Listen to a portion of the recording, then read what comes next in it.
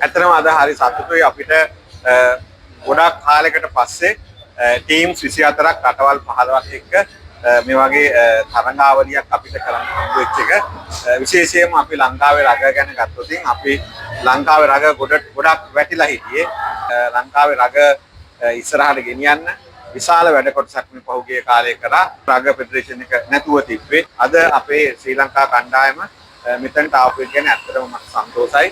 හේතුව අපි මේ වෙලේ මගේ මේ අවුරුද්දක කාලය ඇතුළත මම වැඩිම මහන්සිුනේ මේ රග නැවත නගා සිටවන්න. සන්තෝෂයි මේ කපුල් දෙකේ හිටවන පියවරේ අරගෙන තියෙනවා. ඒකේ ප්‍රතිඵලයක් විදිහට තමයි අපි අද මේ තරඟාවලියේ තුන්වෙනි තැනටපත් වුණේ. ඒ වගේම කාන්තා කණ්ඩායම බොහෝ දක්ෂව ක්‍රීඩා කරා. නාගතේ බලාපොරොත්තු වෙනවා විශේෂයෙන්ම මේ කාන්තා සහ පිරිමි කණ්ඩායම් දෙකම ලංකාවේ ඉස්සරහටම ගෙනියන ලෝකයේ රගවල විශේෂයෙන්ම ආසියාවේ රගවල ඉස්සරහටම ගෙනියන්න දිනන කණ්ඩායම් වඩපත් කරනවා.